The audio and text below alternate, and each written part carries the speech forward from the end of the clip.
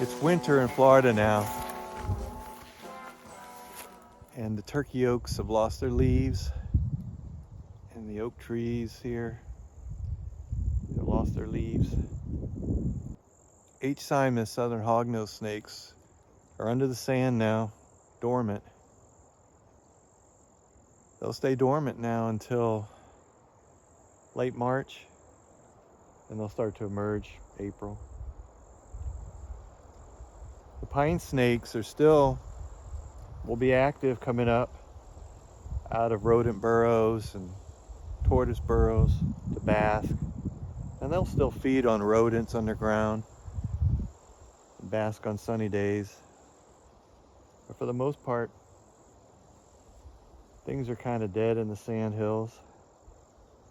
So I'll be doing more herping in the swampy areas, flatwoods, palmetto flatwoods, looking for other things. But it's still beautiful out here, even with the change of the season.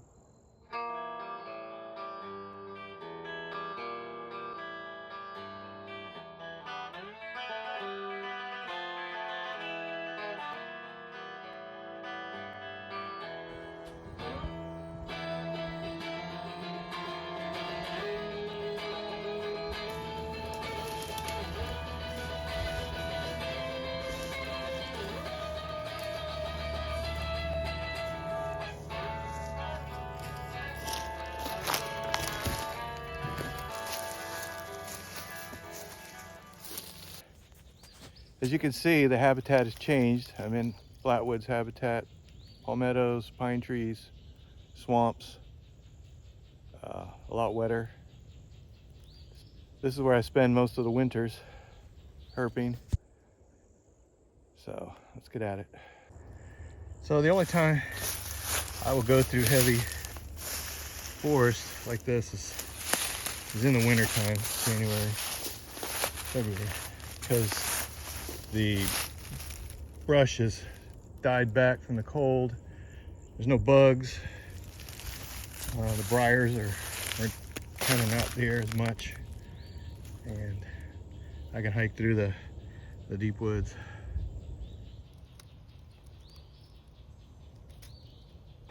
Here's a nice corn. It's a beautiful day out today. Wow, beautiful snakes. Take a look at this guy, and I'm gonna let him back and keep moving on. Just such a nice day. Just being out here is great.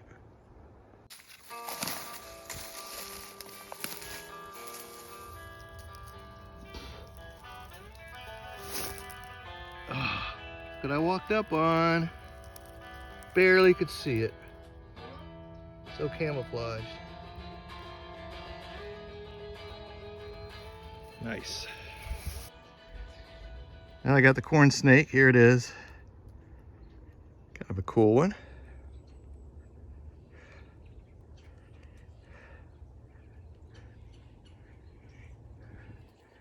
Looks like it could use a meal, but it's been pretty cold here, so. Pretty nice one.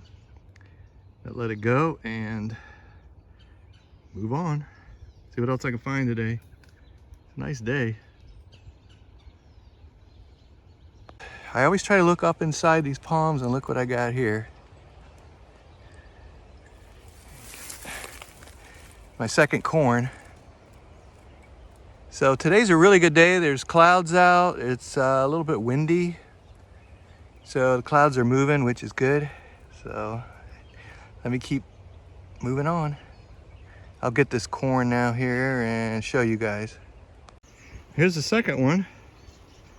This one's a little bit nicer, a little tiny bit bigger, healthier.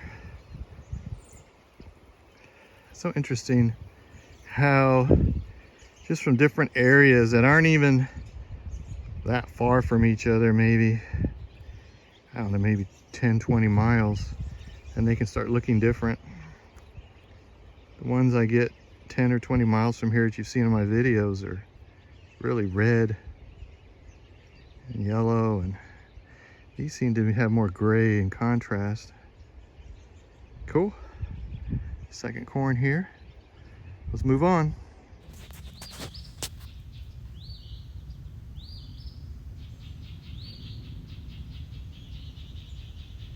So here's a 5-line skink. I let him go. Go on my way.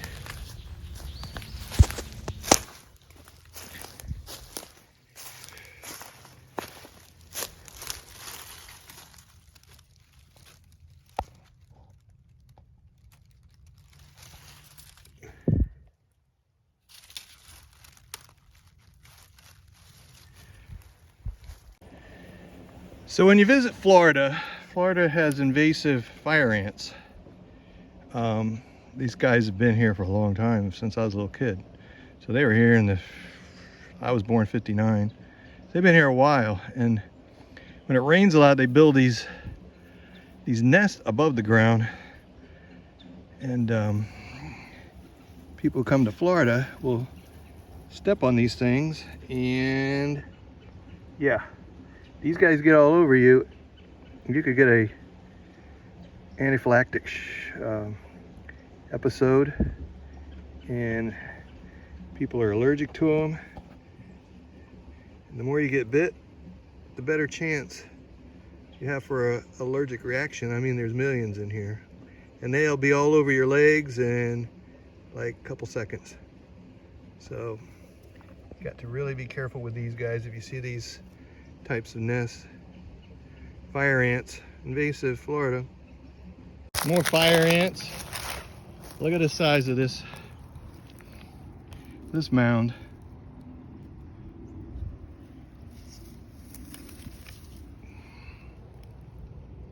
That's why you want to stay out of that.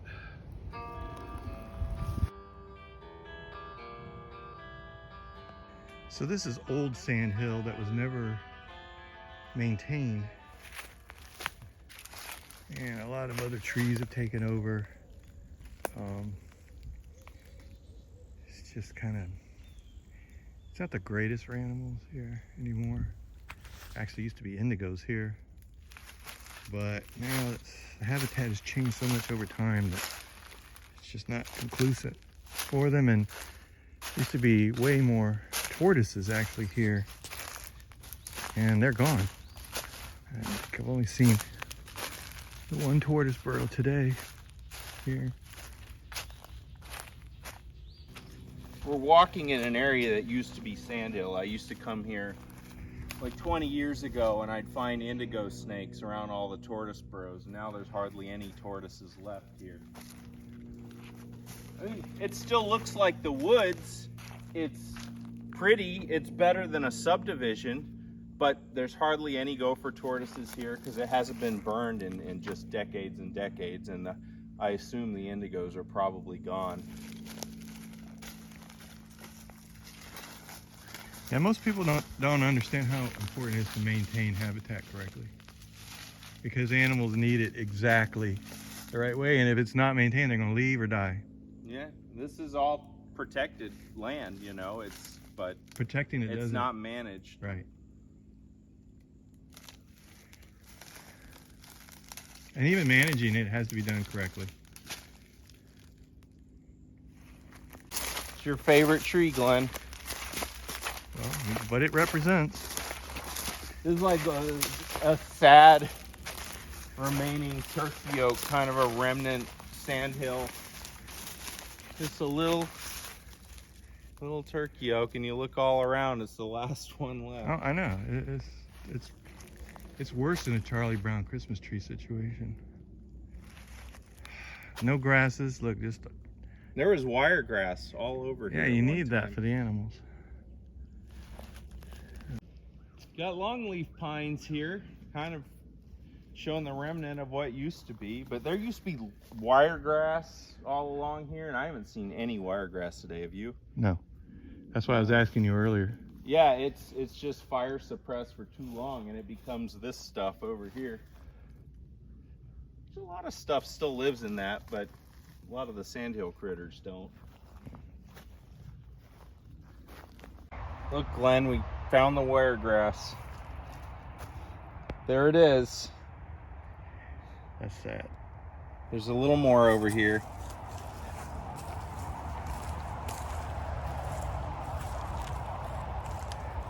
It's the last around. Wow.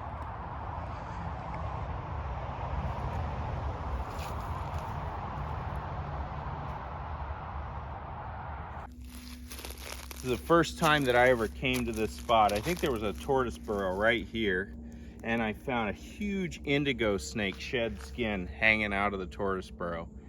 And I walked over there a little bit, and then I came out here, and as I walked over here, I heard something crashing just through these palmettos.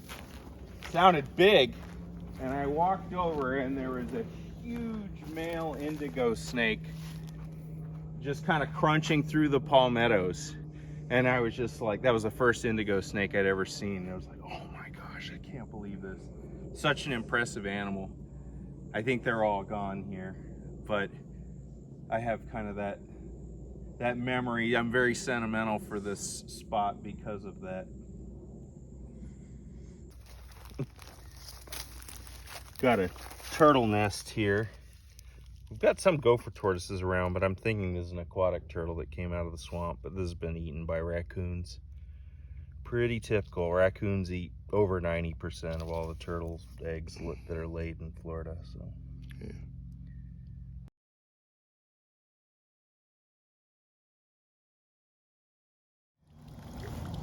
Wow, that's a good size. I thought you were going to have a small one in there. Nice, chicken turtle. There you go. Just dragging the dip net, and I felt something bump.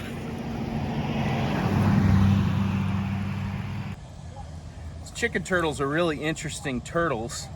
They live in ephemeral wetlands, which are wetlands that dry up, and they move around, they walk across land, and they also will estivate. They'll go and bury, but they have thinner shells than a lot of turtles.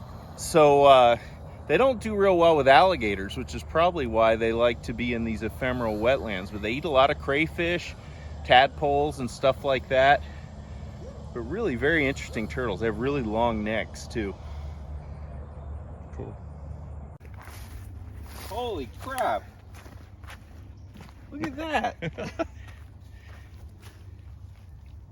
Nice. Well, you said snakes might be out today. It's kind of gray, but it's warm. Yeah. Cool. We just found this really pretty Scarlet King snake. Look at that. We're looking at how a lot of these Scarlet King snakes, when you find them in areas that have coral snakes, they have complete tails. And the studies have shown that when you get Scarlet King snakes outside the range of coral snakes, that they actually have a lot more stub tails because predators go after them, because the predators don't have to worry about coral snakes in those areas. So there really is something to the mimicry of the Scarlet King snakes and the coral snakes. Cool. I'm gonna be out checking this coastal community, not too far from my house. Yeah, actually, it takes longer to drive here because of all the traffic and construction, road construction, but place I haven't really checked out, so I'm just gonna look around here and see what I can dig up. Let's get at it. I just got this corn snake, beauty. And I'm in my county actually.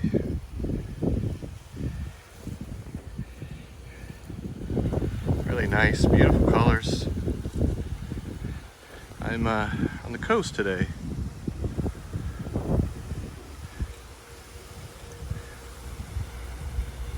Alright, let's let him, it actually is a him, let it go here.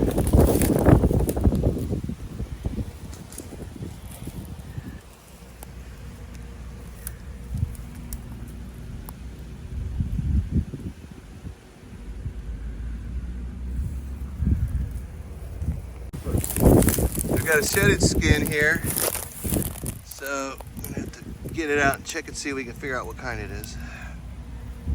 The piece of skin, and So you think it's a rat snake? yeah,